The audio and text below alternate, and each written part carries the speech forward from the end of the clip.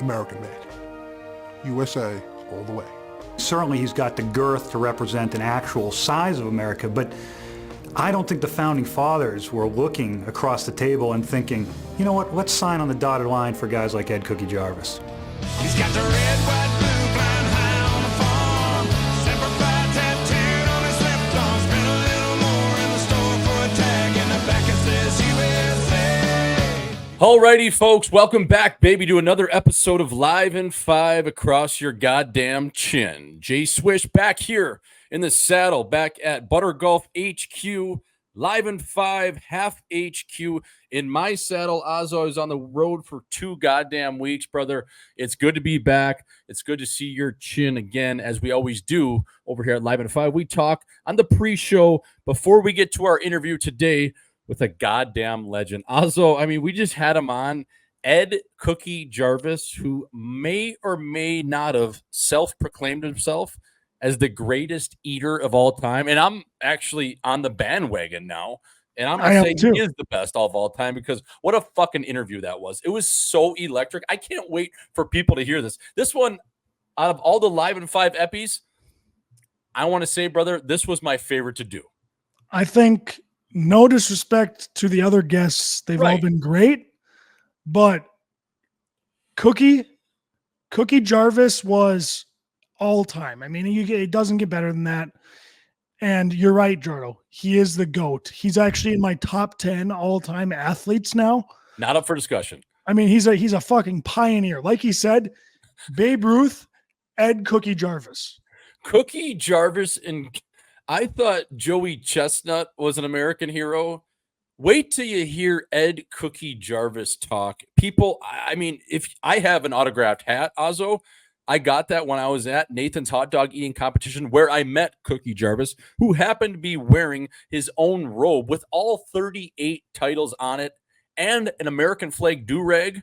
I got a signed hat from him before I even asked for it. That's how big of a legend he is. He goes, hey, buddy, nice to meet you. Hands me a hat. It's already signed. It came in a case, Ozzo. He was already ready to give me a hat without even asking for it, because he knew I wanted his autograph. And you know what? I sure as shit did. So Cookie Jarvis is a Mount Rushmore-like athlete. And I know people are going to say he's not an athlete because he just ate a bunch of food. You know what? Listen to this shit. He had Shaquille O'Neal coming up to him and saying, you know, we're going to watch Cookie Jarvis eat. He was on Jay Leno. He's been to Playboy. We're not going to spoil the whole thing, but I'm just that fired up for people to get to Cookie, because he had me dying the whole time, Ozzy. I couldn't hold back my laughter, man. Oh man, it was electric. And just the competitions he did, and the numbers he was saying, the pounds of food he would eat, the buffet stories. I mean, it was incredible. It's something that I've always wanted to kind of know out of these major league eaters, and you never really get the answer, but he gave us the answers. Ozzy, he just called me. I'm going to play the voicemail, see what he says here.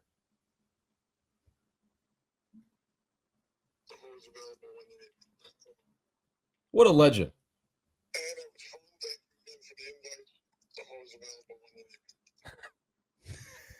Like, he's already itching to come back, because that's how much fun he had with the boys. So again, we're not going to spoil it, but man, what an all-time great. Cookie Jarvis just gave me a call. Again, we're just moments after recording with him. But Ozzo, like we always do over here at Live in 5, episode number 49, Across Your Goddamn Chin, fella.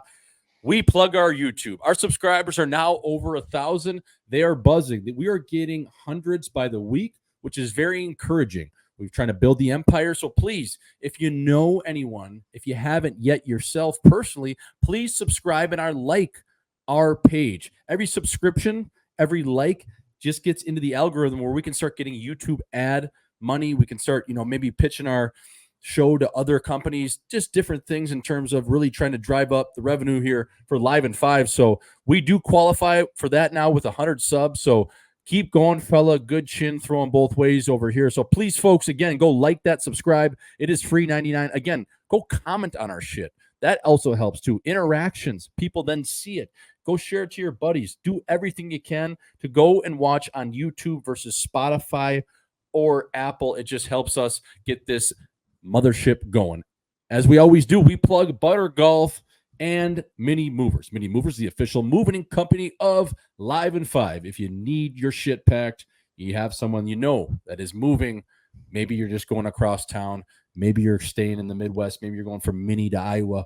Say you're going from maybe Albert Lee to the big city. Maybe you're going from Blaine over to Chippewa Falls. I don't know where the hell you're going, but go give the fellas at Mini Movers a call today. Get a free quote on their website. Talk to the captain on social media. He's over at Gage Ausmus and Gosmus, I believe. Or Jodo, before you finish, Yeah, if you're in Minnesota or Grand Forks looking for a job, we're always hiring.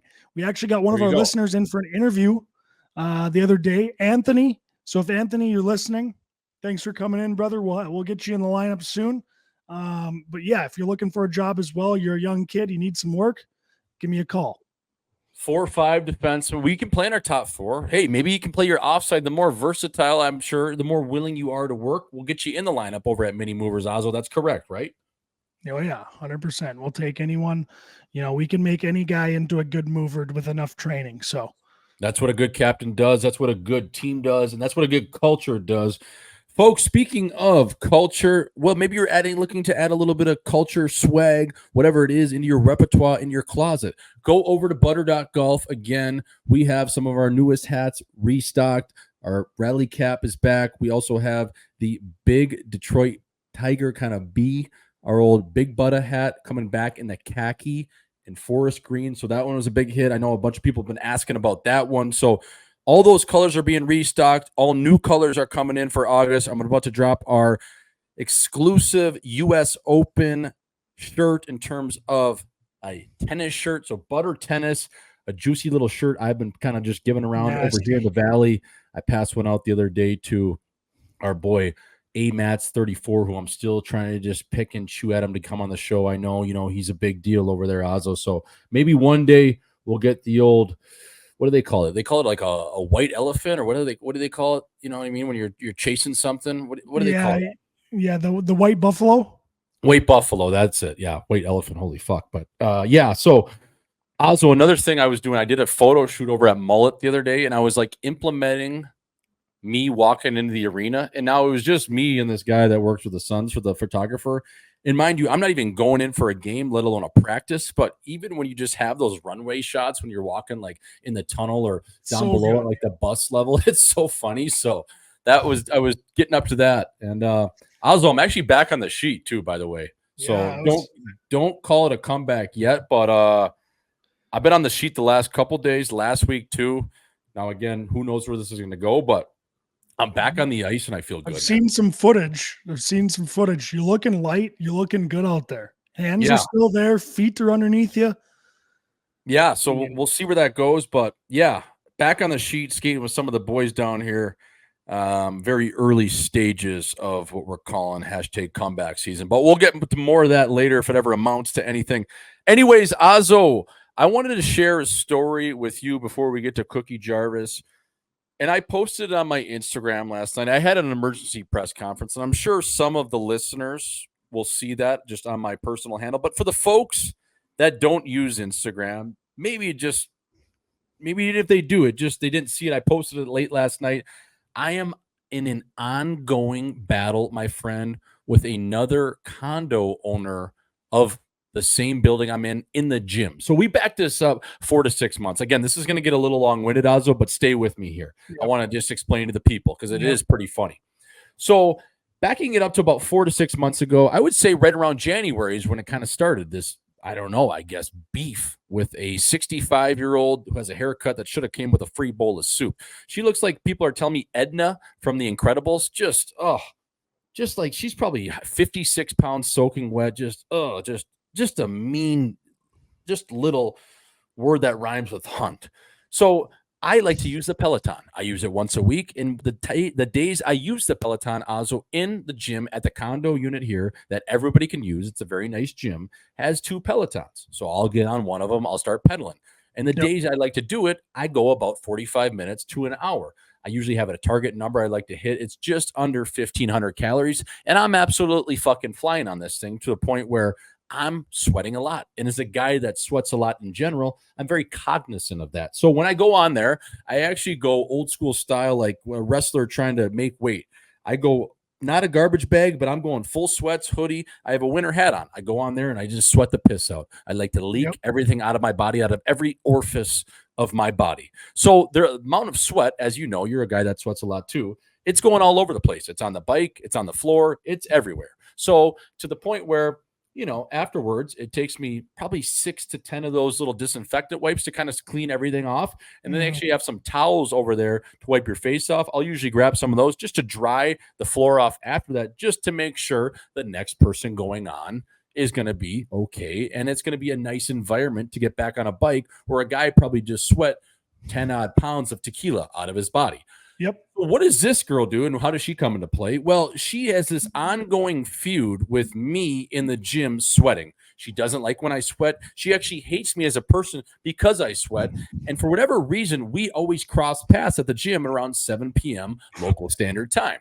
So she has actually sent pictures falsely accusing me of sweating and not cleaning up my mess. So she'll take a picture of me behind me while I'm working out, while I'm mid-mountain bagging my fucking self, and then use that as a picture and say, oh my God, look at the sweat. He doesn't clean any of his sweat up. He leaves it here. Look at this mess. Well, of course, at the time, Ozzo, 20 minutes in on a Peloton, and you're not going to clean it up while you're riding the bike.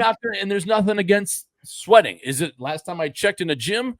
You can sweat. I don't know. I've been in gyms my whole life. My dad owns gyms with my uncle. Imagine getting booted from a gym for sweating. That's what I'm saying. So not only has she sent one of those pictures in unsolicited, and isn't it just weird, Ozzo, just for a little bit of a note here mid-story, isn't it weird when you should be able to take a picture of someone in a public gym, by the way, no? Like if the roles were reversed, if there was a guy taking a picture of a girl, say it was an older guy, younger girl, that is totally against code. So now this is an older lady, probably 65, 70 years old, taking a picture of me, and it's okay. It's whatever. I mean, it's weird to me that someone would take a picture while you're working out. But anyways, this has happened 3 to 5 times. I would say at least 4, maybe 5, where now the building manager, the HOA has to step in and say, you know what? They personally emailed me and said, you know what? You have this problem. You don't clean up the machines. I said, no.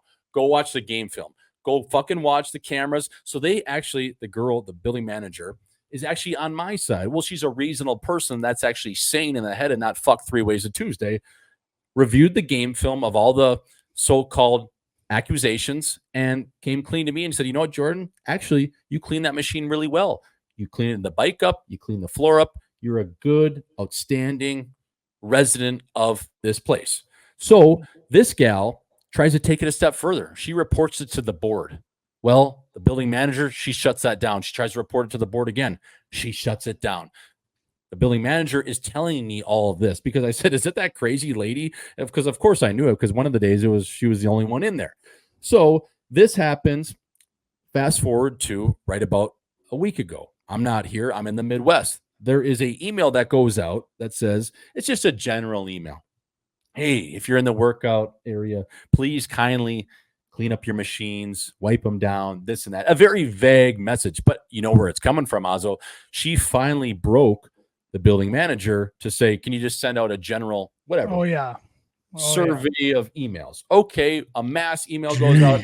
I read that one morning. I'm laughing because I'm not here.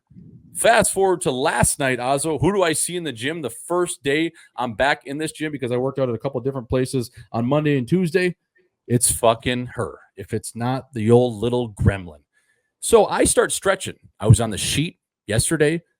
I'm going to work out at night. It's about 7 p.m. I'm going to get a full body pump in. So what happens? Okay, I don't even have my AirPods in, and I'm doing a little growing rock, little stretch. I'm doing a little hip flexor stretch. I'm about to do some rear foot elevated squats. I'm going to do some other things, get my legs going.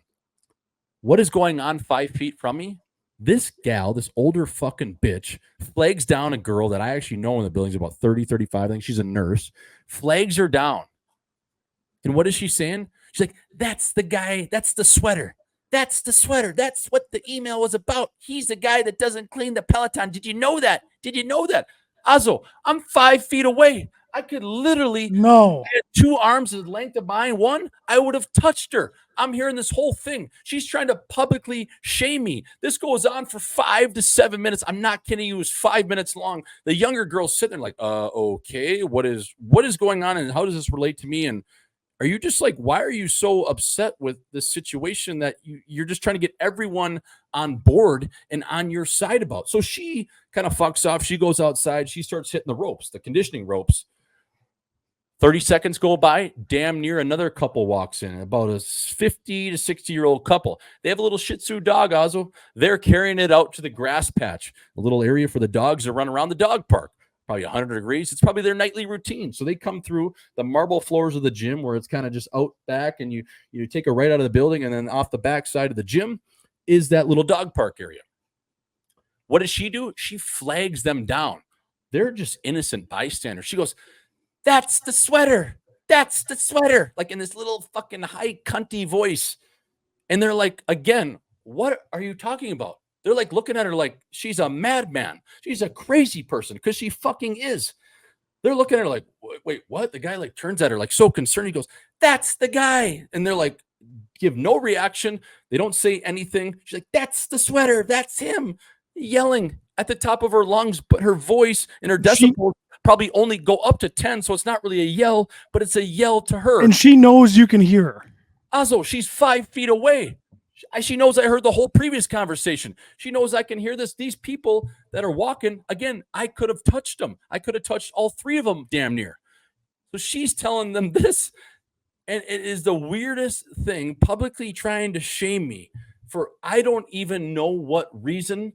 I don't know. That's probably a reflection of where she's at in life, what she's got going on. She's just a crazy lady that I have now labeled the leader of Sweatgate. So I emailed the building manager last night, Ozzo, and I said, "Hey, so-and-so, hope you're doing well. I can't believe I'm actually typing this email out, but enough is enough. Tonight, as I entered the gym, the lady who originally complained about me sweating a couple months ago and as early as the last few months and made false accusations claiming I didn't clean up the sweat after using the Peloton was back on her bullshit." Said bullshit. As I began stretching for my workout roughly 5 feet away from her, she immediately flagged down a younger woman working out to tell her out of nowhere that I was the sweater and the guy the email was written about. As she went on to openly talk shit about me, again, as I'm hearing everything, the younger woman wasn't very invested into the conversation and could tell was uncomfortable and confused. This ordeal went on for roughly 5 to 7 minutes as the lady tried to let it be known I was some sort of bad guy.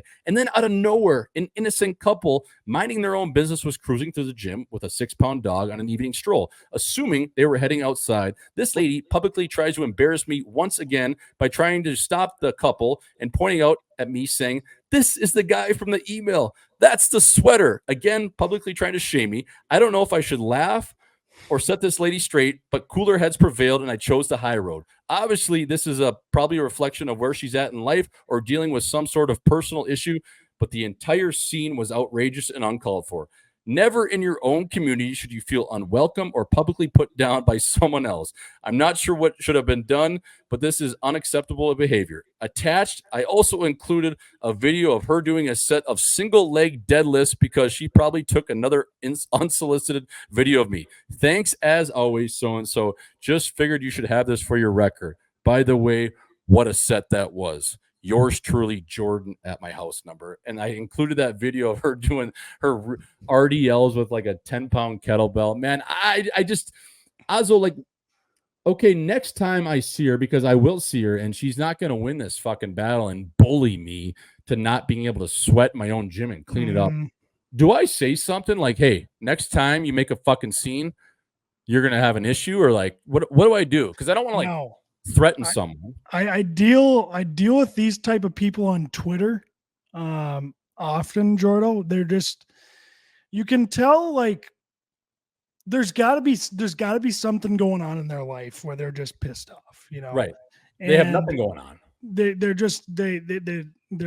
most likely living a terrible life that they're not happy about or proud about, and they need something to complain about, and for some reason, they always want to be victims. So I've found whenever I come across this in Twitter, and I think you should say this to her in person, because it's really going to get her steamy. And it always works on Twitter when I do it. They'll get so pissed off and I'll just go, hey, man, or hey, I hope everything's okay. I hope life gets better for you. I'm here for you. That's actually And then great. they get fucking pissed. Like, what are you talking about? My life's just fine. Fuck you. You're a piece of shit. And I'm like, no, it's clearly not okay. Like I'm serious. I'm being genuine here. I hope life gets better for you. Right. Because I know it sucks right now, but it will get better. And she's just gonna lose it. Like, what are you fucking talking about? My life doesn't suck.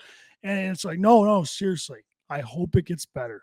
You don't deserve this. And she's just, I mean, she'll probably break down and start crying and play victim, like they always do. But that's the best response, because chirping them doesn't do anything. They'll go to the cops, and they'll try to do something ridiculous, and then it's not going to be worth your time.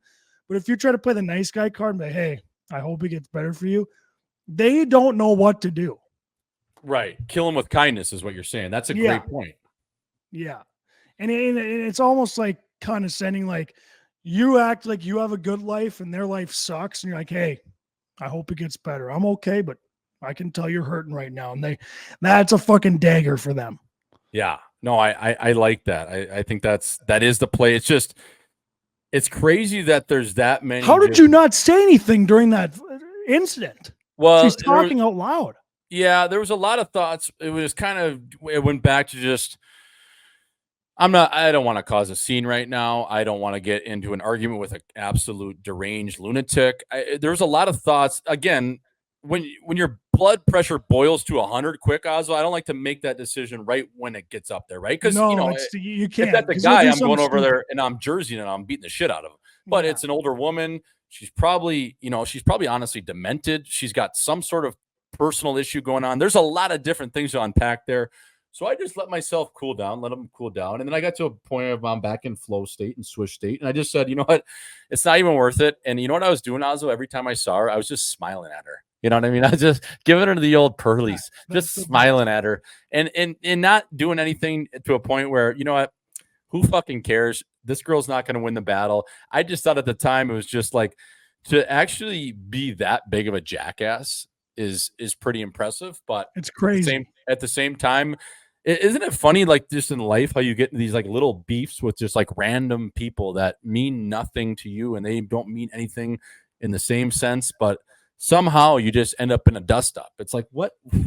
And usually for normal people like us, it's from the other side, but at the same time, they're still trying to come at your chin. It's just hilarious. Oh yeah, it keeps it interesting for sure, though. It's always funny. I mean, it's hilarious. I don't know. It does keep it interesting, though. So I actually like that those people are out there. But yeah, you can't.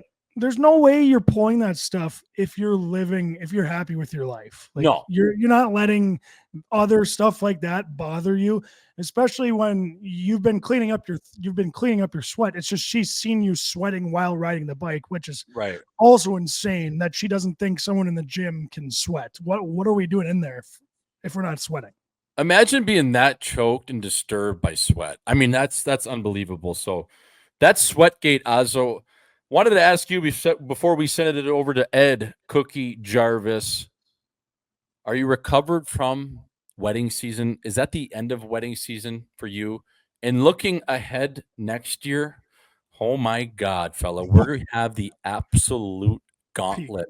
I was sitting there with Uncle Rico on Saturday before I got on my bird leaving Minneapolis after the Shane Gershich wedding, which was a beautiful wedding, by the way. Good to see the same assholes for like a month straight. Finally over wedding season golf trips. But Ozzo, what I'm asking you is part one, are you recovered? And two, I had a nightmare on Sunday night thinking about 5 or 6 weddings next summer with the same crew of guys. I mean, there's no other crew I would want to be with. Yeah. But at the same time, we better have that golf trip the first weekend because we're going to be limping into some of these weddings. Oh my God, we're going to be limping into every single one of them. And mine's going to be one. I was already thinking, Jordo, like, fuck, next year, like, I think I'm going sober for mine. Like, I can't make it. Like, I mean, even it sucks because with this group of guys, like, there's a couple of these weddings where I'm like, I'm just going to take it easy, but it's not possible. No. With this group of guys, you can't. You think the funny thing is you think you're taking it easy because you're not doing shots. That's like taking it easy, but at the same time, you end up having 28 drinks. And I remember I was sitting at Simo's wedding, which kicked off wedding season for me, just in terms of the Midwest tour. And Keaton Thompson, our boy, who's actually going to Russia this year, recently got engaged to his bride, his maid of honor, Grace. And I looked at Tomer and I said, I don't know what you're thinking for a depth chart in terms of who your best man's going to be, who your groomsmen. Maybe I'm on that borderline of, maybe I could or couldn't. I just looked at Tomer and I just said, I set the record straight. I said, if you put me in that fucking wedding, we're not friends. You know what I mean, Tomer? It is I such love a you. battle being in the wedding. Do not put. I'll do the Chicago Bulls starting lineup for you. I'll do anything you ask me. Just to make sure I don't have one of those matching suits. I told Nick that, my brother, the other day. I said, if you put me in your fucking wedding, you're an asshole. He's like, what? I'm like, yeah, that's how I mean fucking business. I will come. I want my own schedule. Actually, next year, Azo, as you knew what I adopted this year, one of my rules, I don't go suits anymore. You know what next year is? I was telling someone today, next year's shorts. I'm wearing shorts to weddings. They're going to be nice shorts, but I'm wearing shorts. And that is it. So every year, by the time maybe I get married, I'm going to be in a fucking Lamar Odom Lakers jersey. Who knows? Because every year I lose an article of clothing and I dumb it down less formal. Now, I'm still going to look good. They're going to be nice shorts. They're going to be designer. But again, it's going to be like one of those LeBron, when you wear the matching kind of onesie suit with the bottoms. Mine's just going to be like a Tommy Bahama and something that kind of matches. But yeah, that's all I got on wedding season. I mean, it's not a bad play because at the end of the day, I think it's so funny. People, I don't know who they are, like maybe girls, older people, they get fired up if you're not in full suit. And it's like, who the fuck cares? Is anyone going to remember that I didn't wear a suit tomorrow? No one. And not a single person. And you never want to outdo the bride or groom on how you look. So my whole thing is I'll throw a nice button down from Vince on, and maybe, like maybe not jeans, but just a nice pair of slacks. That's all you need. And now I'm going to be going shorts. I was talking to my uncle Mark, who's an absolute beauty. And he was telling me before he got married, because he actually got married late for back in the day. He got married at like 30 or 31. So right around my age. So he would go to all of his buddies' weddings, Azo, and he told me that he used to show up like in either athletic shorts or khaki shorts. And then he would roll his sleeves up on his dress shirt because it had to be like a tie wedding. And then he would just wear a tie like loose. So he'd go shorts, a button-down shirt that he'd roll up to the elbows, and just a tie and whatever. And he said that tie would be off just as soon as the speeches were over, and he let her buck Diddy. That's sick. That's the best way to do it. I mean, at the end of anyone, you could show up in t-shirt and shorts, and like, why does anyone care? Why does everyone care? I don't understand. Yeah, I mean, I think as long as you look fine, I guess. But if you got a nice shirt on and your hair's done, like I get, like you don't want to be wearing a fucking hat, right? And like have a gross beard, but like if you look cleaned up, what does it matter if you have a nice, at least if it's like a button-up shirt? What does it matter if it has sleeves on it? No, I mean, fuck it. Who cares? And especially when you're going to 5 goddamn weddings, like we are. We'd be doing the drive for 5. We might have another guy going down that we won't name, who's a good friend of the show, Azo. Maybe this weekend. So you had 5 or 6 on the chin, and we're not going to have an open weekend next summer. It's going to be back to back to back to back. So I was talking to Rico before I left. Like I was telling you, I said, that golf trip's got to be number 1 because we need us flying out of the gates for that. That could almost be like a bachelor party for everyone, man. Like, honestly, well, that's what I plan on. Like, there's no fucking chance I'm having a bachelor party. I mean, no. Like, what do you mean? I already have 2 golf trips with all my best buddies, and then you want me to go on another one before 5 weddings? Like, what? You have 5, 6 weddings and 2 golf trips. Holy fuck. Oh my God. It's going to be tough to pull off, man. That's going to be tough. Yeah. Holy fuck. Call your Percocet dealer and make sure you got it in advance before 2025 summer hits, because holy jumping, man. That's going to be insane. But Azo, should we send it over to Cookie Jarvis? I'm just going to do that Gladiator Therapeutics ad read. And I think we get right to it, man, because Yeah. people need to hear this. They're going to be chomping at the bit. So, are you tired of dealing with chronic aches and pains or neurological conditions? Gladiator Therapeutics offers a revolutionary solution using quantum physics to improve your health. Our devices use patented technology to emit far infrared light, stimulating cellular processes without heat. This can reduce inflammation, speed up healing, and enhance mobility. Clinical trials show impressive results, including a 400% increase in survivability in stem cells, accelerated wound healing up to 68% faster, and significant improvements in Parkinson's disease models. Wearable 24/7 without power, our devices can be a game changer. Visit www.gladiatortherapeutics.com/contact _DRGM to learn more and start your journey to better health today. Azo, that was the pre-show. We wanted to keep it clean. We wanted to keep it crispy today because honestly, who stole the show was Ed Cookie Jarvis, and he is up next, my friend. Crispy rice with you, partner. Always tape to tape, always D to D cap. These people, man, they're going to enjoy this one.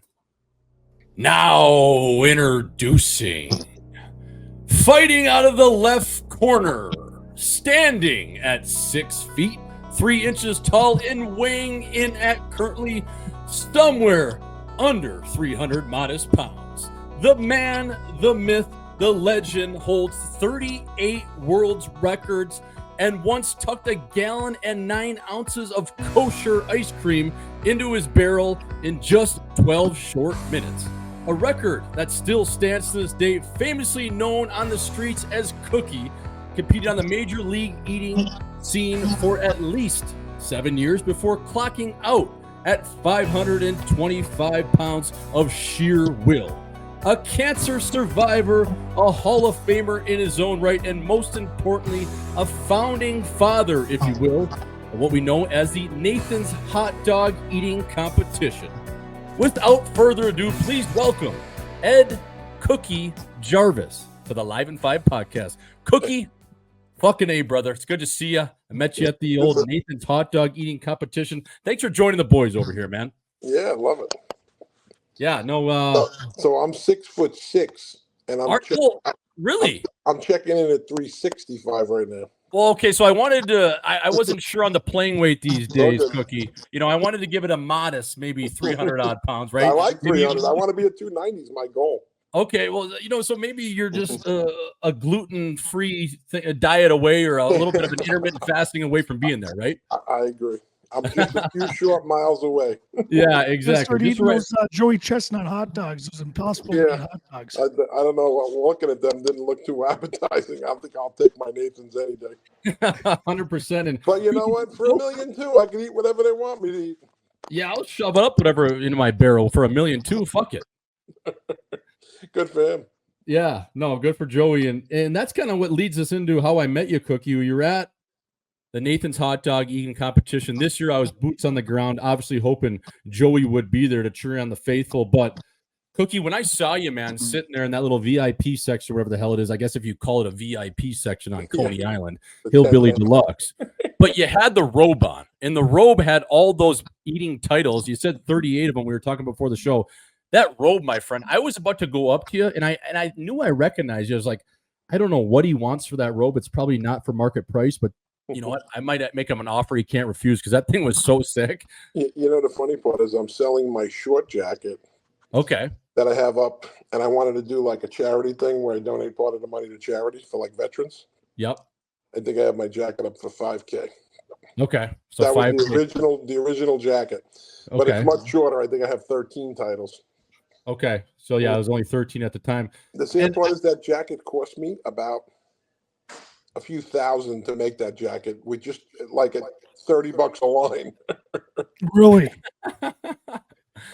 Cookie, like, how did you get started in the major league eating scene? Were you just burying food from a young age, or how the hell did you even get started in that? You know, the sad part is I missed my calling because I didn't even know about Nathan's. And so I see this matzo ball competition on TV one year, and I go, wow, that's pretty interesting. They actually have an eating contest. And then as I did more research, I realized they had a Nathan's contest and some other contests that were going on for years that I just didn't know about. And I said to the guy, I said, what do they charge to get in? He says, $25. It's for Ben's Deli. They have like 7 different locations that you can qualify in. So I went to Huntington, which happened to be the closest one. I said to my friend, you're going to tape me and watch everybody on the table so I could see if anybody beats me, that I know what I got to do the next time. So I lost. I ate 8.5 matzo balls, which were half pound apiece, in 2 minutes and 50 seconds. So you're talking like 4.5 pounds of matzo, right? So I say, this is rough, but it's not that rough because you get 5 minutes and 25 seconds in the finals. Right. But they give you like 1 bottle of water. You're like, how about giving up some water? I mean, you got to swallow. And they're dense. They're like swallowing concrete. Not only no water, but like I said, I didn't realize the parameters of the, if they take your bowl away and you got debris and the other guy don't have any debris, it's kind of not really fair. So when I got done with the contest, I saw like a video clip of something, and I'm like, it was too much, not much I could do at that point. They already crowned the winner and whatever.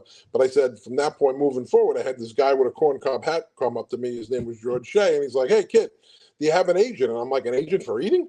I'm like, I mean, I've been eating all these years and I needed an agent? Like, I could have been eating and making money? This is criminal. I've been giving away money every day. I should be getting paid to eat. Like, this is perfect. So he hired me on the spot.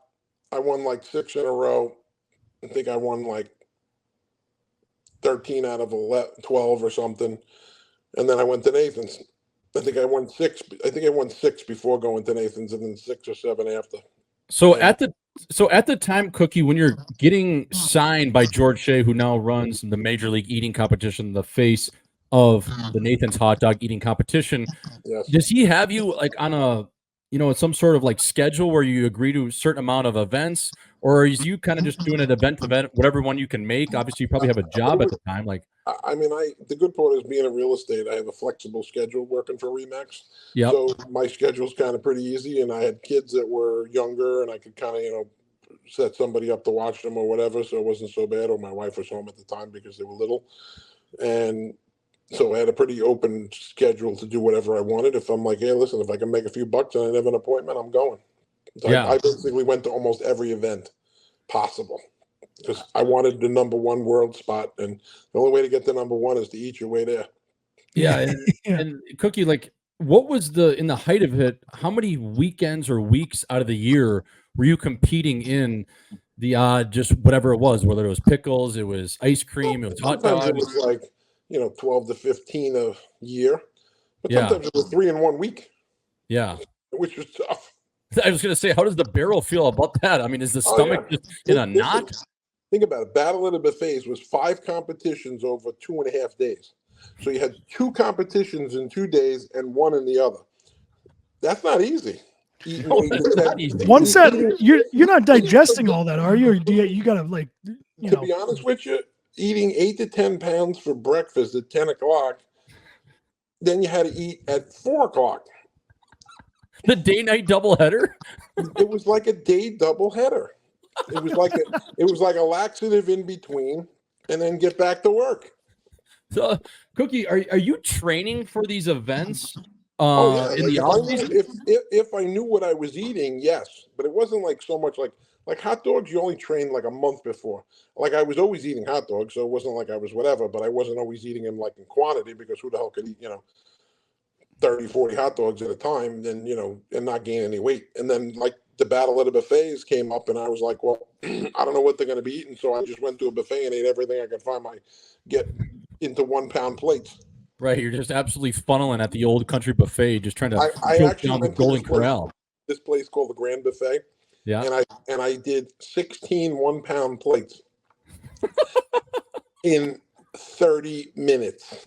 16 1-pound plates, and that was just a training? That was a training. And I hate to say it, I ate all 16 pounds in literally under 22 minutes. Oh my God. With drinks. And they were like, so what's going on? Like they didn't know I was, practicing for some competition. I did have a film crew with me, made them sign waivers, but they had no idea what I was doing. And I had been in buffets before where sometimes I'd go in and they'd be like $6.99, or you can eat lunch. and Yeah. and I would do 320 chicken wings when I was getting ready for the wing bowl. And I'm like, where can I get $6.99 for freaking 320 chicken wings? Couldn't even buy the chicken that cheap, like nothing. It's like giving it away. They wouldn't charge you. They wouldn't. Have you ever gotten booted from a buffet? Like, all right, sir, we're losing our ass. One time I was at this buffet and I ate 18 pounds for lunch. I had 18 1-pound plates at the table. When I got done eating, I got to get up to go get dessert, and the guy paid me to leave. No way. So you don't have to go home, but you can't stay here. You leave. You go home. They had a picture of me behind the desk with a little circle around it, like John Walsh. It says, "Do not let him in." I was banned. I told John Walsh, me and him have something in common. When they see me coming to eat, they call Crime Stoppers. I was going to say, most people have that at a casino in Vegas. Yes. Ed Cookie Jarvis has that at the local buffet. Yes, the local buffet. Actually, I went one time. zone. I went with 32 people. We were in a big competition in Vegas, and we went after the competition. We went 32 of us, and we literally wiped this buffet out. When I say wiped out, I mean like literally there was not one crumb. And the guy comes back and he's like cursing in Chinese or something, and I don't even know what he was saying. He's like basically saying these crazy bastards ate all our food for $20 or whatever it was.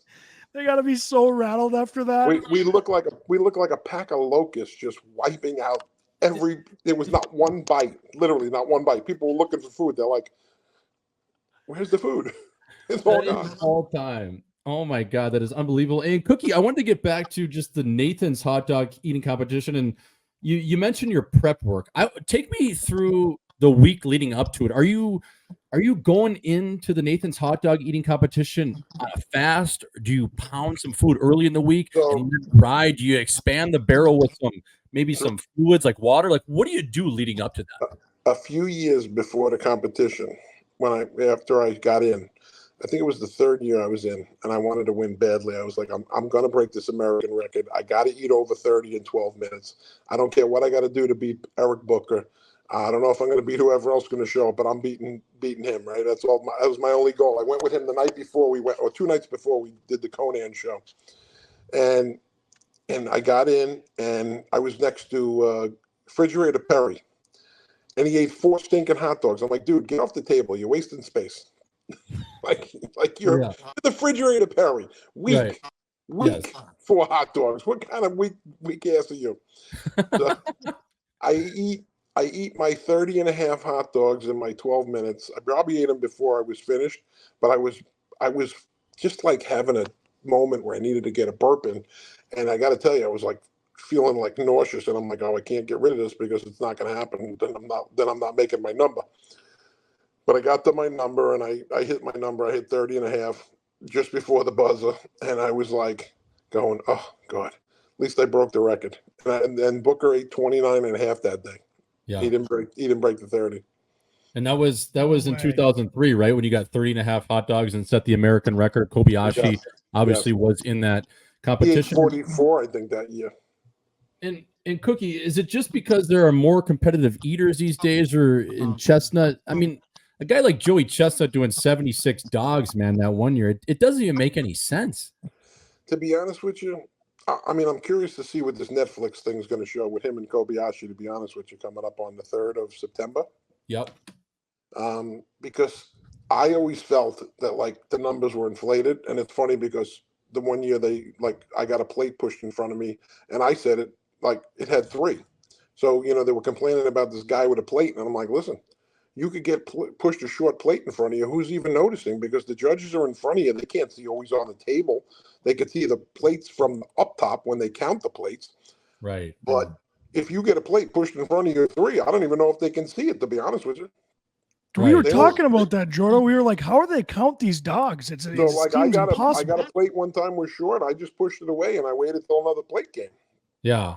So anything could happen. I mean, listen, I can't say, firsthand that this is possible, but anything's possible. Right. And Cookie, and remember, saving 2 hot dogs per couple of plates could add up. Yeah, 100%. I had one time they moved the plate from Sonia Thomas to me, which meant reverse. So my plate ended up in her pile. She ate 5 more tacos than me. I ate 38, but I really ate 43. Wow. And she had like less, 5 less than she ended up eating and winning. But all it had to matter was the plate disappeared out of my pile and into her pile because the plates were going out front. When I used to like to keep them right in front of me so nobody could play with my plates. And Right. these were like real plates, not like, plastic paper plates. Yeah. Yeah, I was curious just how they, I was even thinking about, fuck, if I go next year, I might just I got a Foot Locker shirt in the closet. I might just go out there and just try to be a referee because I don't know if these guys really have the vision to see and count all of the dogs being consumed. And Cookie, I wanted to ask you, like, when you're getting introduced for that Nathan's hot dog eating competition, is George Shea coming up to guys and asking them little bits about him and pieces when he's doing those introductions, or is that strictly just off of his cuff? George knows all the information off cuff. I mean, literally, he's got it on a card probably sitting in front of him. Yeah. And he's so good at it. I got to tell you that one I used to love when George commentated, and I love Rich, his brother, as well. But George was always my favorite. He got excited, and his excitement was like when I won the battle of the buffets, he almost erupted out of his seat. I mean, literally, it was just fun. He was. Listen, I love them both, and it's not an easy thing judging today. Listen, we have professional sports going on all around the world. That how many times things get screwed up because of a judge or a ref or whoever. Mm-hmm. No, I mean constantly.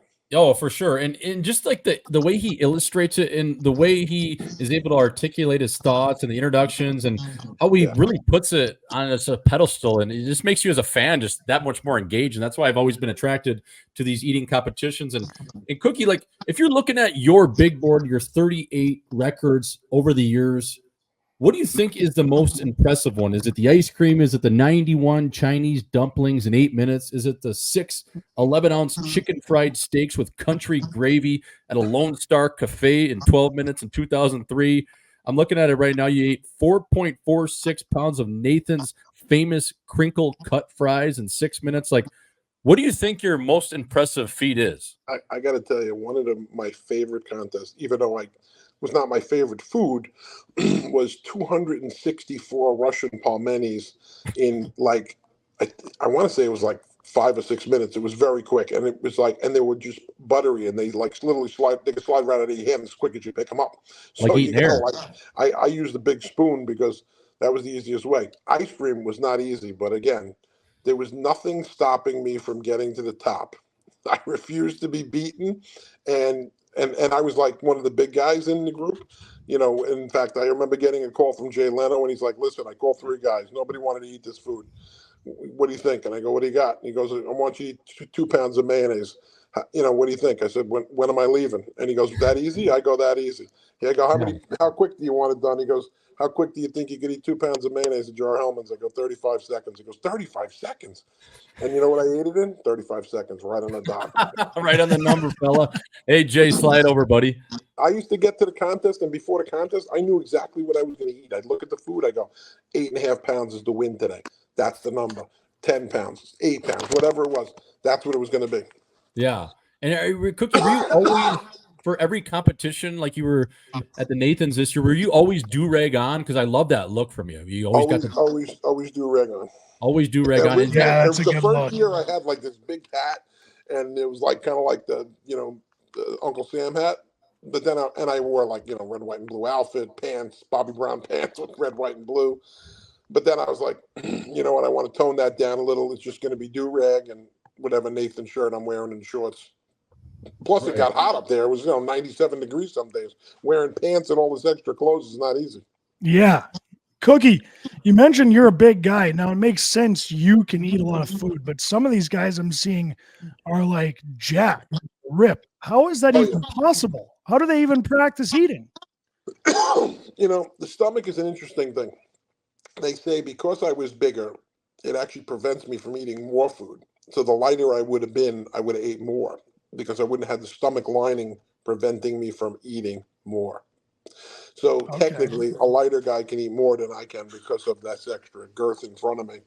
But it didn't seem to slow me down too often, and really too many people were going to beat me for quite a few years there. It was anybody saw me coming, they were like, oh, crap. We got him in the rearview mirror. It's like, no, you're going to be trying to catch me because you ain't getting me. You ain't getting me, fella. Yeah, some of these guys are kind of just look for the dust. like Yeah. Dukes of Hazzard. Yeah. Keep your chin above this dust, fella, because you're gonna catch it right coming out from you. Yeah, Even Kobayashi, the one year, I was eating against him in this 32-man elimination. I was down to the final four, and I remember like it was yesterday. And they gave us potato skins. They gave me 16 potato skins per plate. I finished 16 potato skins in a minute, and Kobe looked at me like, "What the hell?" And he wasn't even finished with the first plate. And then he like went into this whoop mode of like whatever, and he zipped right past me. But it was like, I don't think he was expecting to hear my finish the first plate. He didn't even look. I guess he wasn't paying attention. I caught him off guard, but he passed me. I think he won by like, I don't know, 8 or 9. But yeah, but in that first minute, he was looking at you like, Cookie, did you just put that thing in those potato skins in a fucking blender and drink it? Because how the hell did you go so fast? It was, you know, I was in a competition with him one year, and we were eating clams, open clams, raw. Yeah. And I ate 49, he ate 50. And the only reason why I didn't eat the 50 is because one of them dropped out of my mouth. You lost one. Cookie, what was the controversy in 2002 at the Carnegie Deli pickle eating contest? I believe it was in May of 2002. It says losing a controversial close decision to. So what happened was Elkin. They told us what my weight was, and then it changed after the fact. So they didn't write it down or whatever.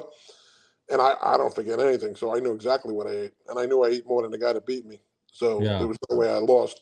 So technically I'm 3-time pickle champ.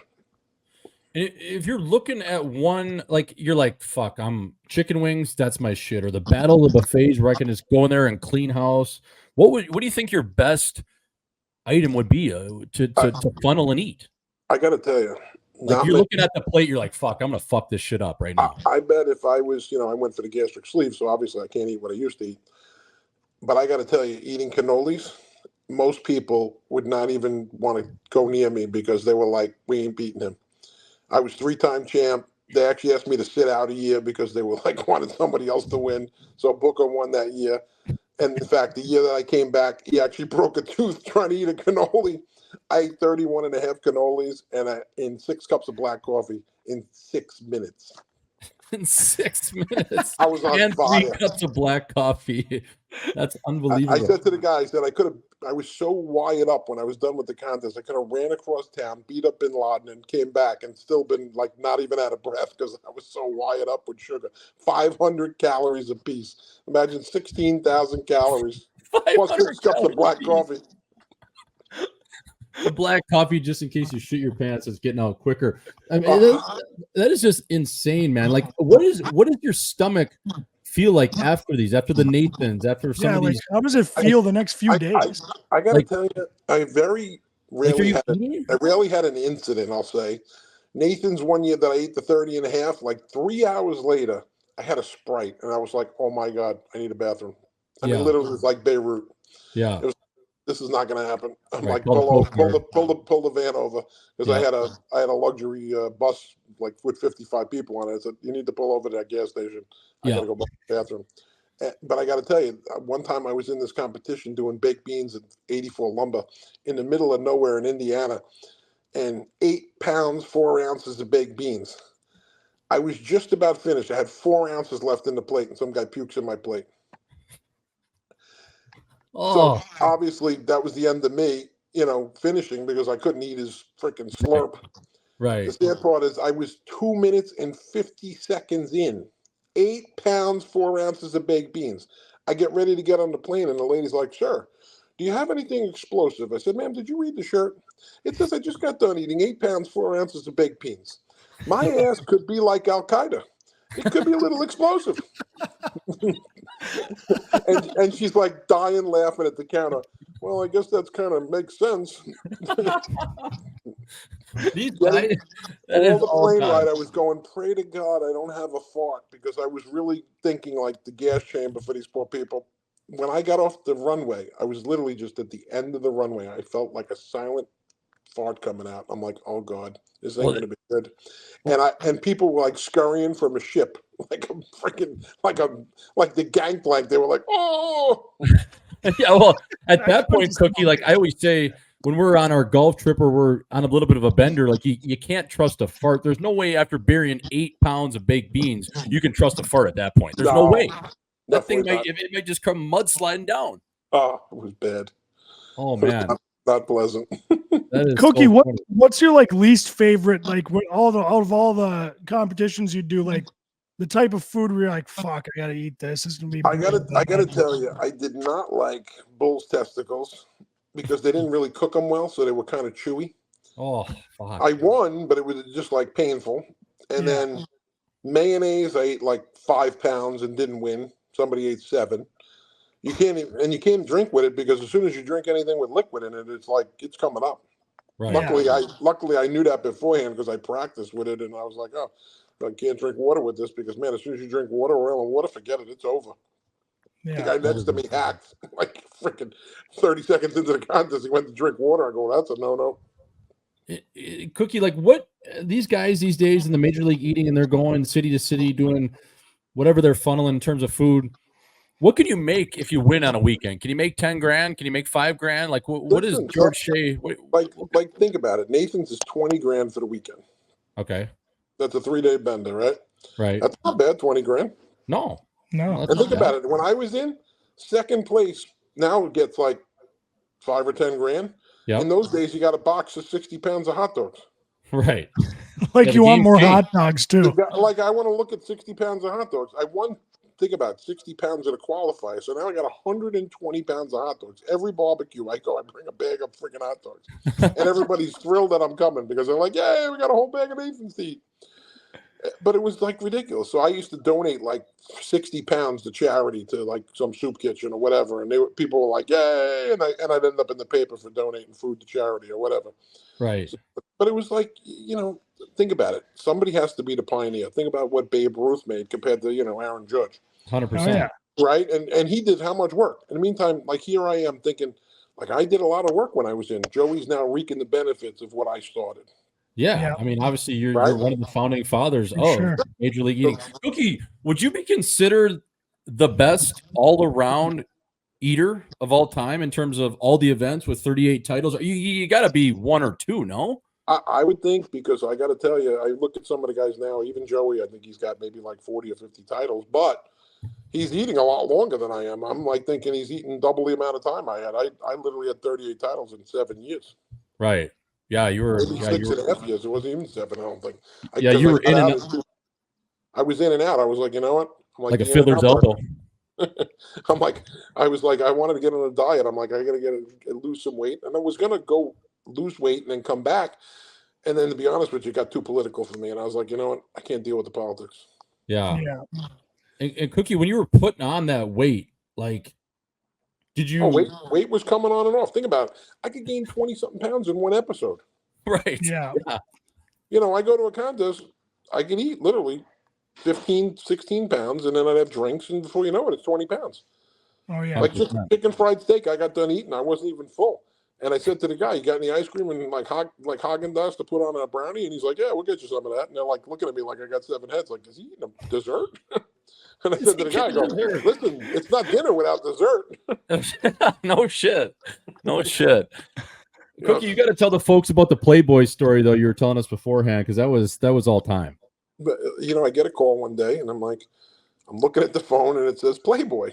And the guy's like, hey, we want to do an article about you in Playboy, a 2-page spread. And I'm like, what does that mean exactly? Because 2-page spread sounds wrong. So he's like, well, we're going to do 1 page of picture and 1 page of article. Okay, cool. And where are we going for this? Oh, we're going to send you up to Chicago to the main headquarters. I said, do I get to go to a cyber party? He goes, maybe. Okay, fine. I go, you know what? I'm married. I'm not going to cyber party. The concept's nice, but whatever.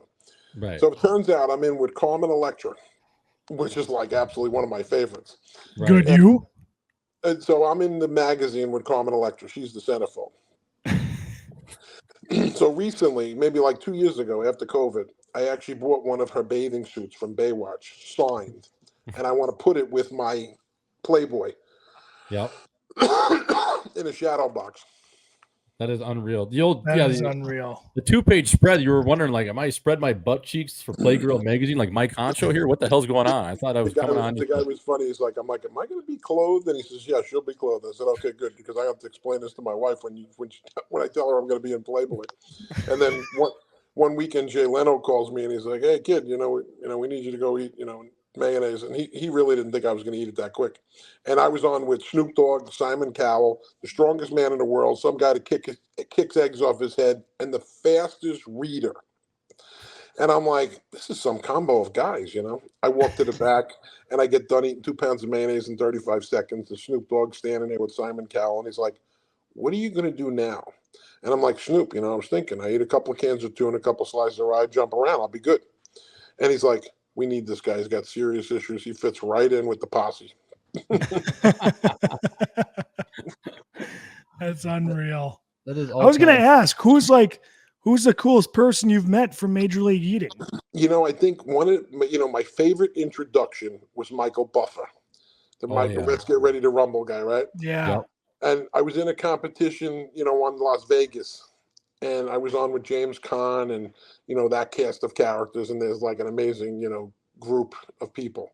And I was in a couple other, like I was on The Daily Show. I was on, like so many morning shows, like Katie Kirk, Diane Sawyer, Al Roker.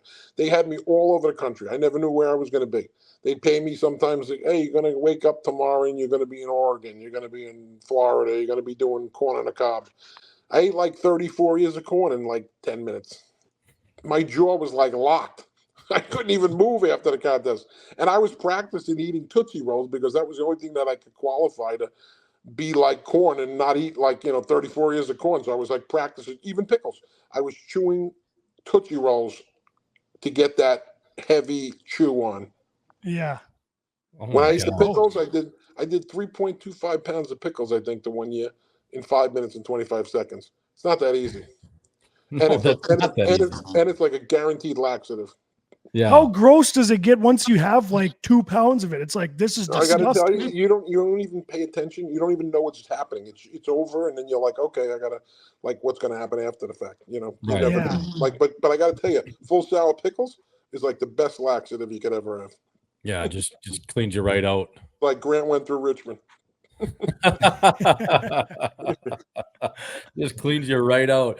Cookie, that's unbelievable. Like, so you talk about that, when you talk about are you so in the zone of just whatever's in front of you, I'm just going to consume and put into my barrel? Like, do you even really know what's going on? Do you actually taste any of this, or is it literally just, it's finger? You remember when Stallone did Over the Top? Yeah. And he turned his hat. Well, literally, I would put my do-rag on, and I would go into such a zone that I didn't even feel nothing. You didn't even know, like I was a criminal.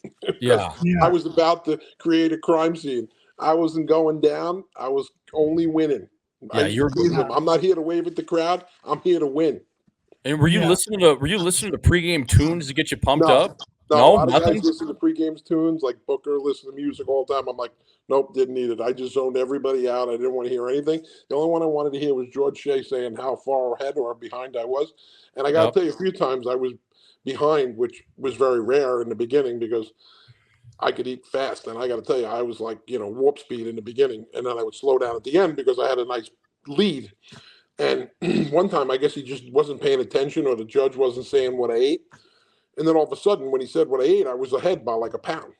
And I'm like, oh, that's a relief. Yeah. But it wasn't, if you're going to win $2,500, $3,500, $5,000, you don't want to be behind. So it's nice to hear where you're at. I think I was out in Oregon one year and I ate like, I don't know, 10 or 11 pounds of ribs, which ended up to be like, around just under 5 pounds of meat. But it's not easy eating ribs, and they're pork ribs. They're delicious. Don't get me wrong. Beef, actually, I think they were beef ribs, and they were just delicious. But you don't realize how many 5 pounds of rib meat is a lot. Right. Although 20 chicken wings equated to about 8 pounds of meat, believe it or not, in 30 minutes at the Wing Bowl. The Wing Bowl. Where's the Wing Bowl held? Philadelphia at the Spectrum. One morning I'm there and there's like, I don't know, maybe 200 strippers and models, for the wing guys. And then like I'm standing there in the locker room, you're like you're in a rough place. Looks like Mad Max in the parking lot with garbage pails on fire. You're like, hope to God my car's here when I get back, right? Yeah. And I'm sitting there talking to Bon Jovi at 5 o'clock in the morning. No way. 5 o'clock in the morning. Here I am standing there talking to Bon Jovi with no phone to take a picture. I'm like, son of a gun. Son of a bitch. You just start Right? singing, it's all the same. It's like hysterical. And he's Yeah. like, dude, he goes, you're going to win today. And the sad part is, I lost in triple overtime. And really what happened was, personally, I still say it till today, they knocked off 2 wings off her plate because, or she knocked 2 wings off her plate with Sonia Thomas, because honestly, there was no way I lost to her. I know for sure, because when you looked at the bones on the plate, they were missing. It was like, there was no way there was 20 bones on there. Yeah, they were burying bones. Cookie, did you ever do a Philly cheesesteak No. competition or no? No cheesesteak. Ones that I would have liked to do, I would have liked to do a cheesecake competition, Yep. cheesesteak and shrimp and eggplant parm. Eggplant parm. Yep, and I would have liked to do a lasagna also. That would have been a good one too. Okay. Yeah, lasagna would be a good one. Cookie, when you're competing, I'm sure you enjoy eating food now, but you know, like we were hockey players, and when I was playing hockey, I love hockey, but when I was playing it, it kind of turned into a job. And I was like, fuck, like I gotta start. So like when you were competing, were you like, fuck, I gotta eat again, like it's my job, like, or were you still enjoying meals every now and then? You know, the funny part is when I was a young kid, I was a basketball player. I like basketball, but I was so heavy, it was not that easy for me to run up and down the court. So my mother didn't let me play basketball. The sad part is I could run up and down the court, I could slam dunk the ball, I could do it all. And I ended up on this halftime show that was called The Satellites, and I was doing tricks with basketballs, like spinning the ball on a 3-foot stick, shaving a lady's leg, you know, while spinning the ball on this lady's on a big 3-foot stick, sliding across floors, whatever. But like anything else, it's a job, right? If you want to make the money and you want to get the fame, you got to do it. I love hockey because I used to play hockey all the time. I was a goalie, and on my neighborhood, you know, neighborhood street hockey. And I used to play all the time. And they're like, you know, who's getting a puck past him? He's freaking monster. He's freaking big. He's a big kid. Perfect body for it. Oh yeah, they were Hey, like, just taking up the whole net. Cookie, so what's the origin of the nickname though? Is that from childhood? Is that when you got out of the scene? 6th grade, there was a cereal that came out, and it was named Cookie Crisp. And the little wizard on the box, his name was Cookie Jarvis. And from that day, my name became Cookie Jarvis. And then in high school, I started wearing a Cookie Monster costume that my mother made for me for Halloween. And I had a Pro Street truck that was doing like $9.99 in the quarter mile, street tires and mufflers. And I would pull up in the costume in the truck. So my truck was called Sweet and Low. It was a big block Chevrolet 427 Hemi. Yeah. It was Unreal. No. Little candy paint on that thing. Would you ever come out for Cookie's one last dance? Hypothetically, would you do another Nathan's? Could you gear up for one of them, or would that thing kill you? I had the gastric sleeve in 19, so unfortunately, it's never going to happen. It's never going to happen, eh? I have a salad, and I'm like not even completing a salad at freaking Cheesecake Factory. That's a problem. Really? Yeah. Wow. So, and you have you gotten back to enjoying meals now, or you kind of I'm enjoying meals. I don't overeat. So like when I go out, I just pack half as soon as I walk to the table, so I don't overeat. Yeah. But the sad part is you can still gain weight after having surgery, so it's kind of screwed up because like depending on what you're eating. So if you eat one wrong thing, you're gaining weight. I don't care how much, which is screwed up because you're like, I didn't eat that much, but I'm still gaining weight. Right. Yeah. Yeah, you're almost like that one Chris Farley, the Bears skit when he was like, I have a piece of Polish sausage lodged in the lining of my heart. You know, it's just like, oh my God, after all those years of just mucking food. Think about it. There was a record that a guy ate 28 burgers in 2.5 hours in Connecticut, and it was by Yale. In front of Yale, there was like this little Yankee Doodle cheeseburger place. It was small. Maybe it had like 10 seats and the grill. So the guy says, I said, listen, I want to come up. You got to sign some paperwork. You know, can we send it to you? And then we'll come up and we'll do the burger challenge.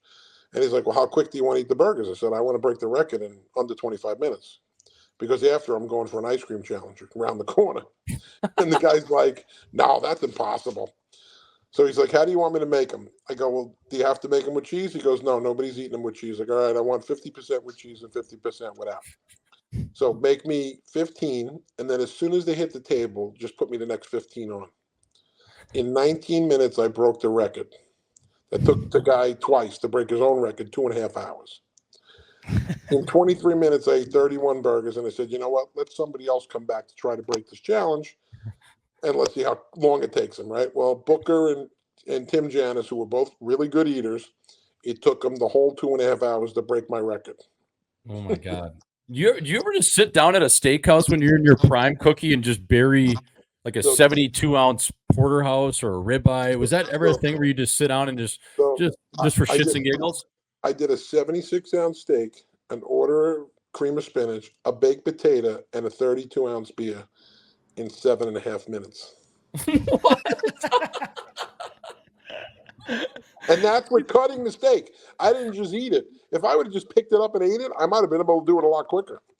Oh my God. That is insane.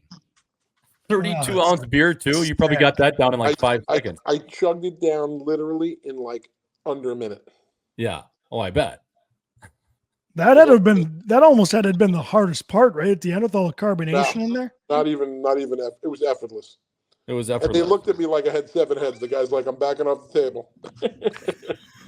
We're staying away because he's hungry.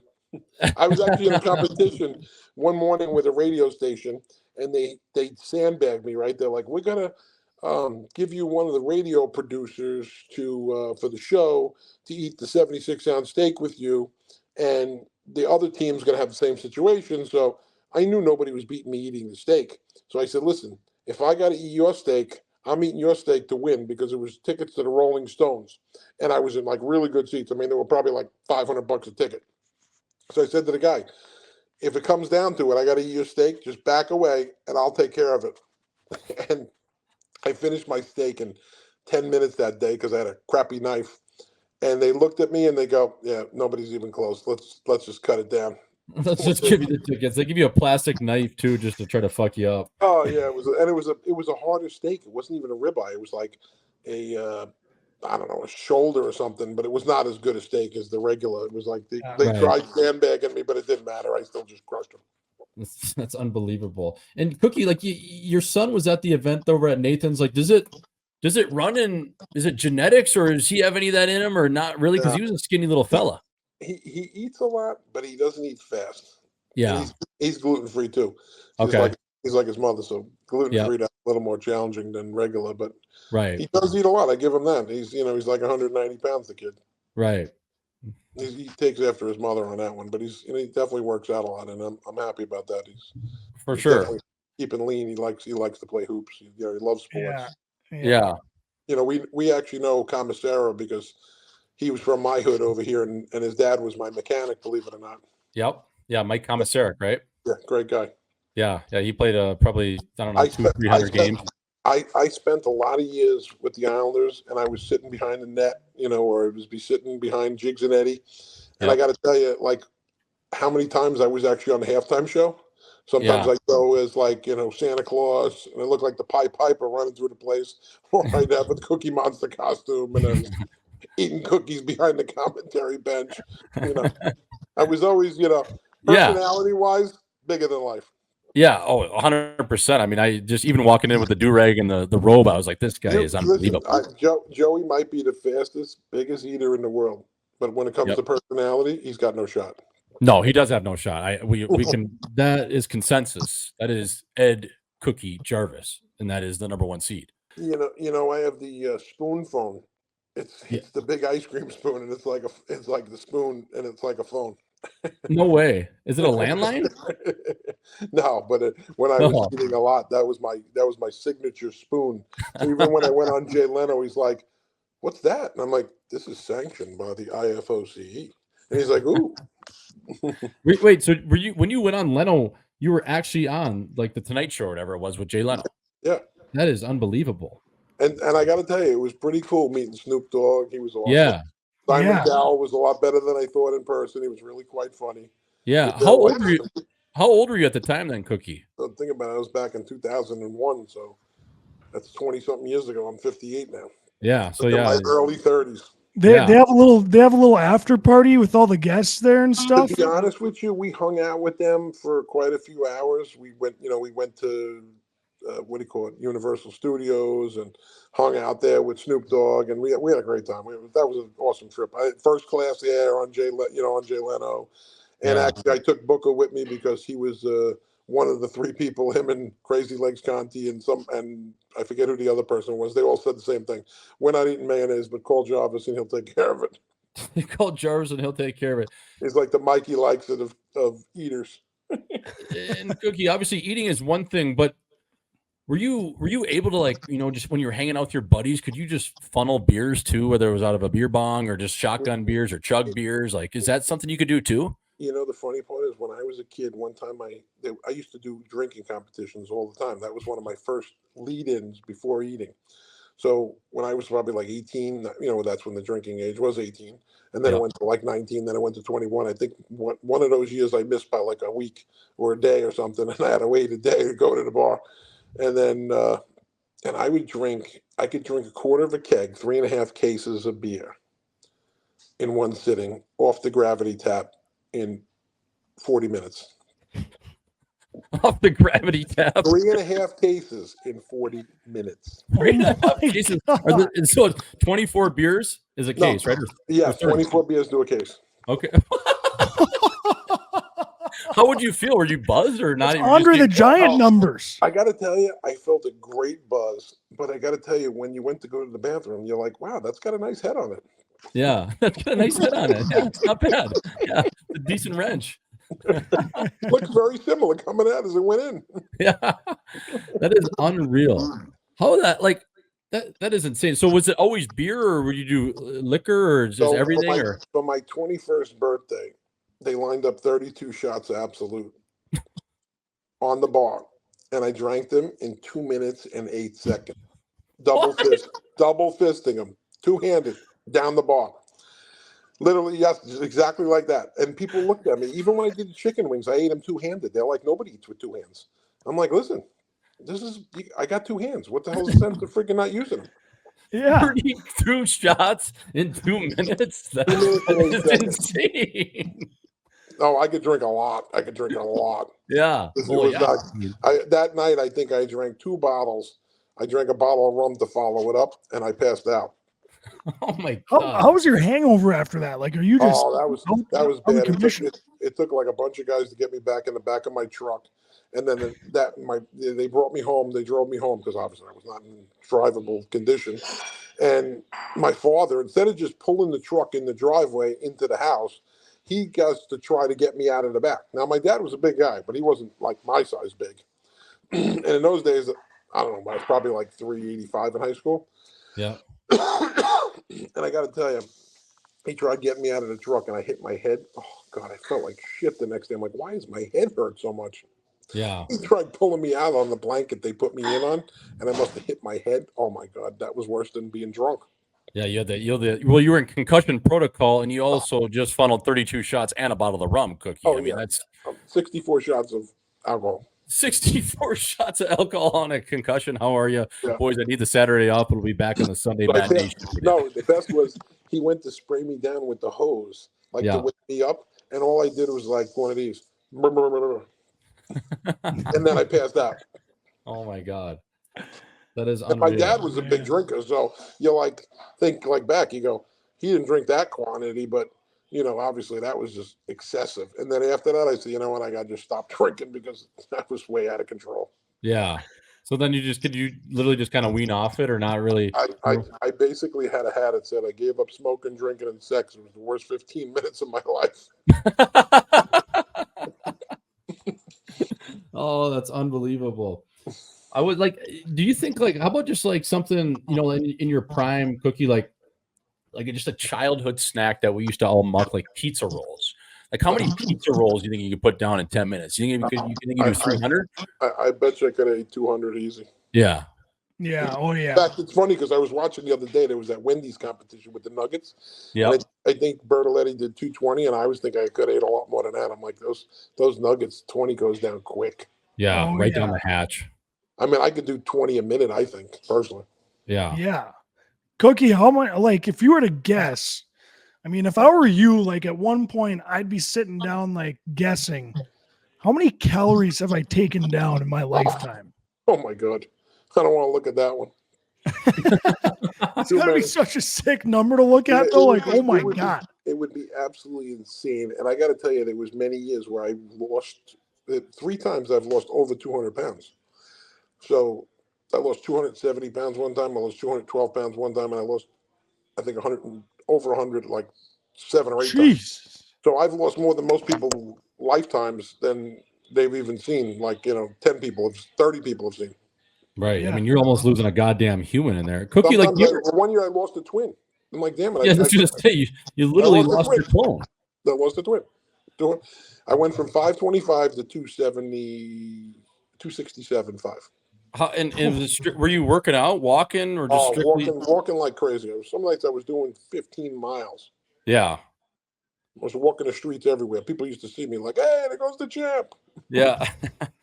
I mean, you really are the people's champ, though. Just seeing it, just a glimpse at that Coney Island Nathan's hot dog. Like it was cool to all the people that came up to you. You're the man of the people. You just look like the people's eater. Just the amount of people coming up to you. You obviously had the signed hats. I was able to get one of those. Have you ever thought about like writing a book, Cookie? Because this fucking interview is electric. We've had, I don't know, 50 people on now on the show, but this has been unbelievable. It's a different feel, right? I tell people all the time when I get excited, I'm like, I think about eating. I used to love going to competitions. I would love the media just as much as I tell them, like, Yeah. I feel like, you ever watch Trump when he goes up on stage? Yep. And he's like excited and he's just whatever. Oh yeah. That's the type of interview I like, when people are excited, right? I don't want to be like watching some guy that's a stiff. Yeah, 100%. You want to be excited. You want to be, listen, like I said, I didn't go there to wave at the crowd. I used to get, Don Lerman used to tell me all the time, you can come visit that trophy at my house. And you know what his answer was at the end? I guess I'm coming to visit the trophy at your house.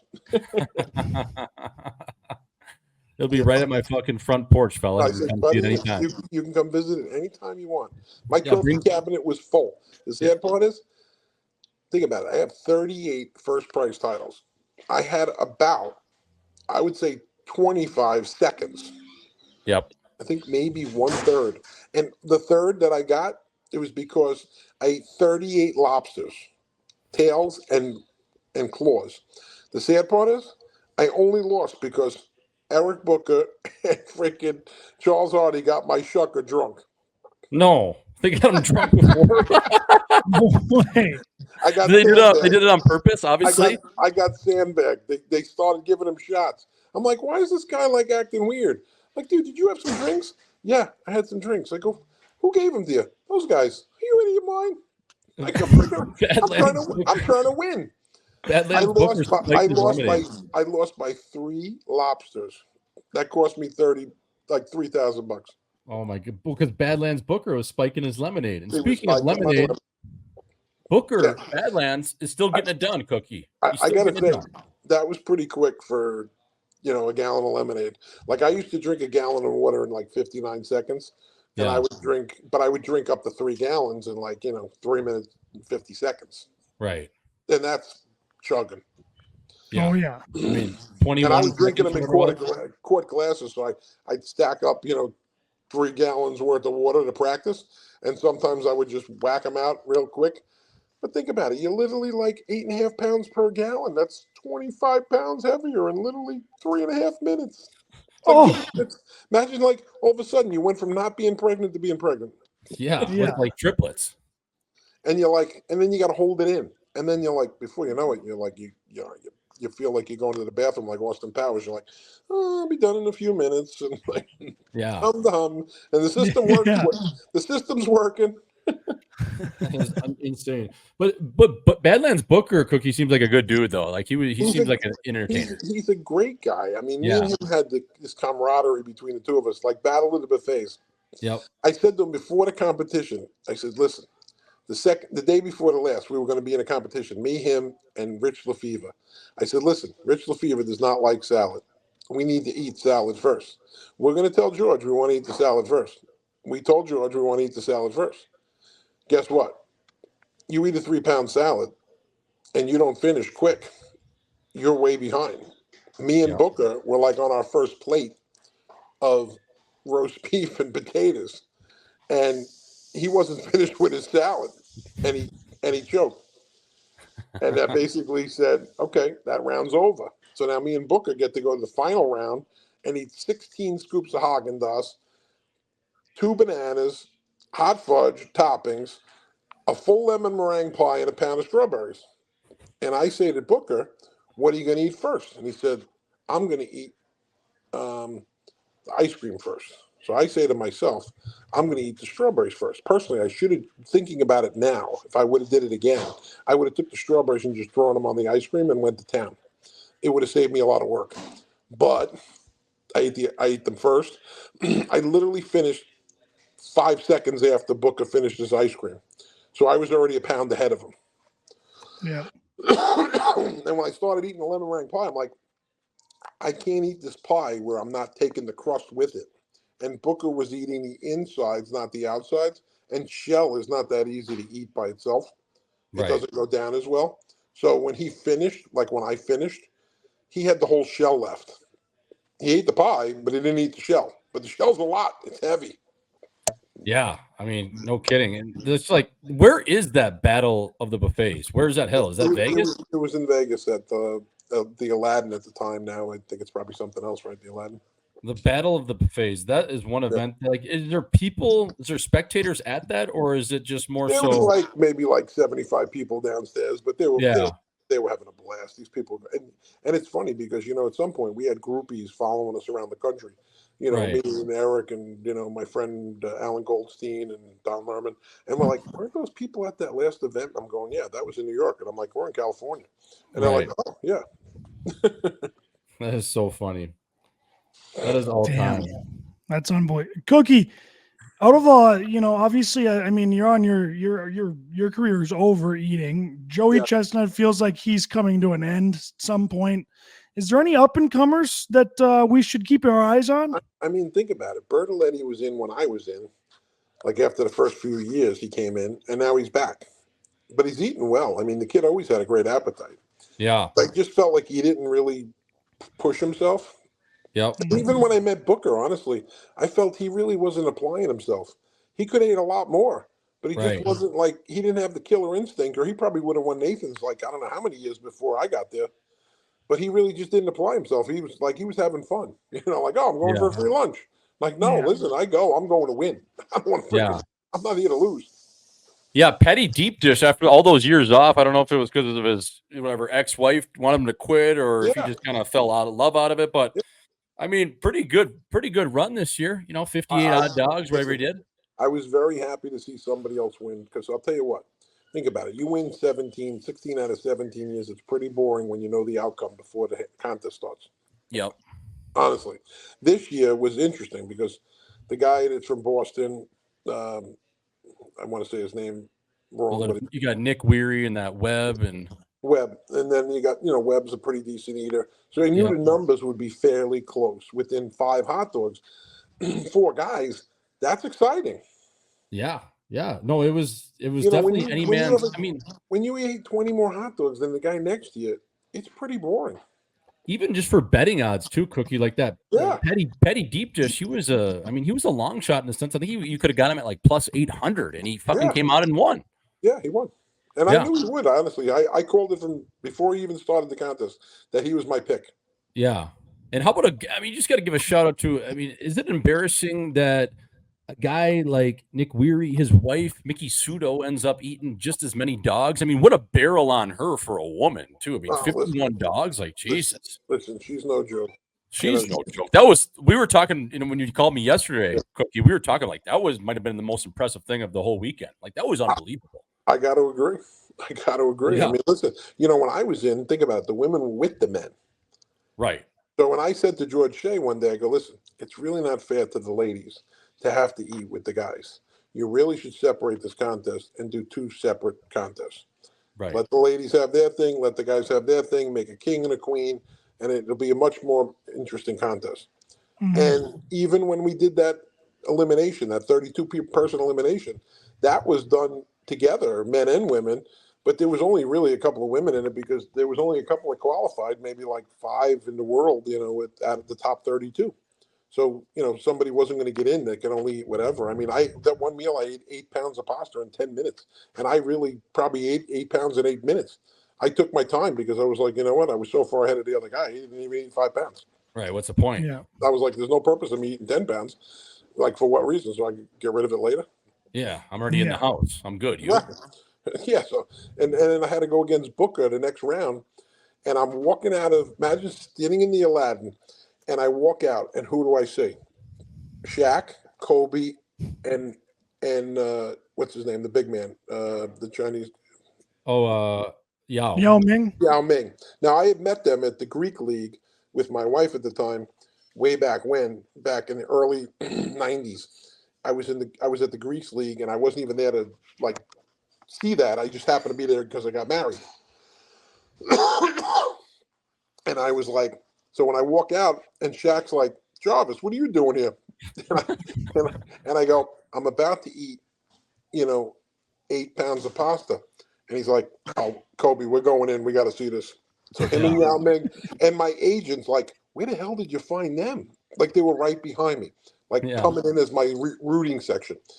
Shaq's like, dude, listen, there's a lot of things I could do. This is insane. He goes, it's off the hook.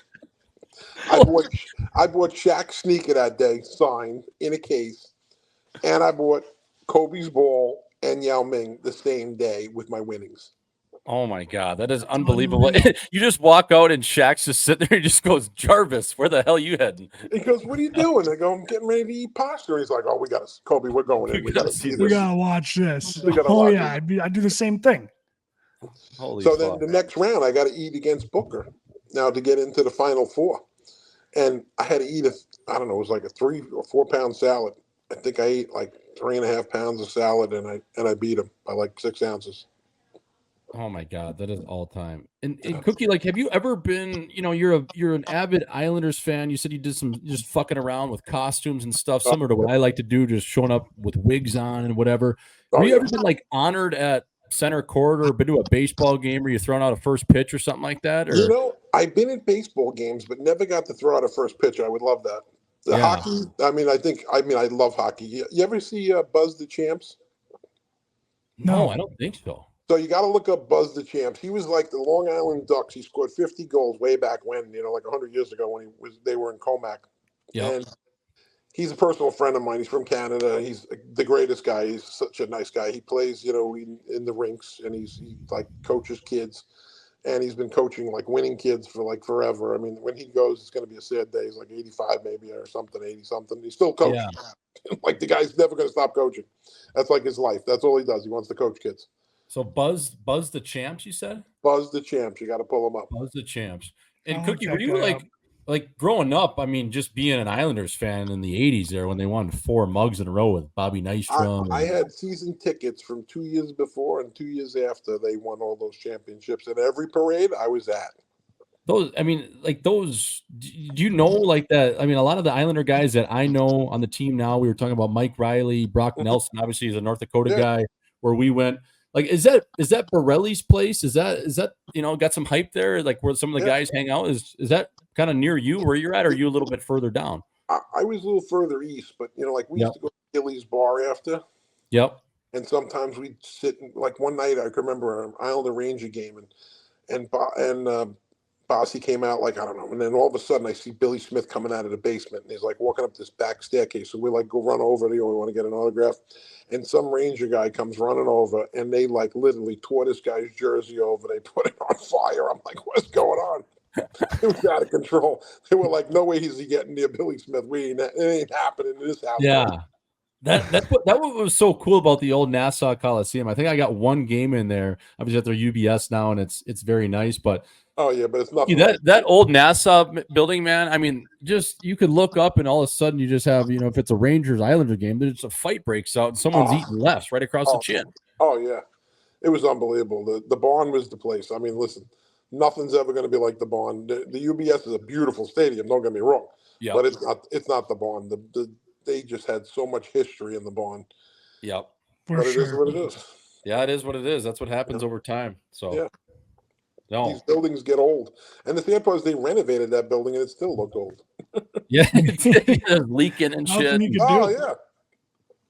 Oh man. Yeah, no, hopefully I and mean, I love watching sports. I've met a lot of the players, a lot of hockey yep. players over the years. I mean, I sat and had lunch with Gillies and Nystrom, and I used to see Nystrom all the time at events, and I Yep. used to see Marty Lyons all the time. I spent time with the core four for the Yankees. I spent time at the 77, 78 Yankees. So I'm sitting there talking to Reggie Jackson and all these amazing players. Over my lifetime, I've sat with a lot of players. And my son has gotten the benefit of coming with me on a lot of these events. And he's For like, sure.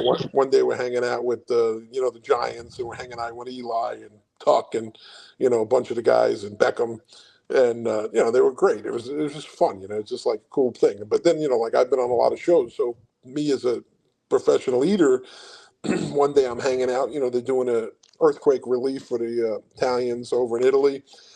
And I'm hanging out with the guy from The Sopranos, the father from The Sopranos. Or some other time I was, hanging out with Bob Sharippa doing a grape eating contest. I ate like one grape shy of 9 pounds in Yeah. 10 minutes. Mm, Grapes are not that easy. no. How about do you ever get a chance to meet like any old school comedians? I Cookie, gotta like tell you, like you know, Don the funny- Rickles or Dangerfield or I met Dangerfield about 6 times. I used to hang out at the club all the time in the city, and at the time I was working in Scores in the city, which was right down the block. So sometimes I'd be hanging out at Dangerfield's in my break, whatever. And I met Rodney, I met Louis Anderson, I met Belushi, I met Sebastian, I met George Lopez. I mean, some of the most famous comedians. And I got to tell you, I used to spend like weekends, almost every couple of weekends at a comedy club as a kid. And my friend used to always laugh at me. My son's always breaking my chops. He's like, Dad, you should do stand up. You're pretty funny. And I'm like, listen, I love stand up, but I prefer to sit down. Me no too. shit. Yeah, ain't that the It'd truth? be tough to get up there. Yeah, No, I just gotta feel tell you, I don't think it's that hard. I got to tell you, people laugh at me all the time. They're like, you got a lot of one-liners and you're quick. And I'm like, listen, when you're a professional speed eater, you don't realize how quick you got to be, but you got to be quick at eating and you got to be quick at talking because people want to hear what you got to say. And at the end of the day, you better be thinking about it before you say it. 100%. You got to be driving it like you stole it. It's got to Right. be quick and fast, baby. Yeah. No, that's awesome. Oswald, do you have anything else for Cookie Jarvis before we let the legend go? Cookie, we're gonna have to get you back on because you need to be a reoccurring guest, Listen, man. yeah, You were awesome. awesome. Anytime you want me, I'm available. Yeah, that's what you said. I texted you yesterday. I said, you called me, you go 5 Eastern. I go, yep. And then all you texted me back after was, I'm ready. So you're always ready, man. I love it. I love Next it. time I got the do-rag ready. Yeah, exactly. Yeah, we gotta get the do-rag on next time. Hey, where do you get that do-rag, by the way? Because I need to start. I looked at that and I said, I got to start fucking rocking one of these.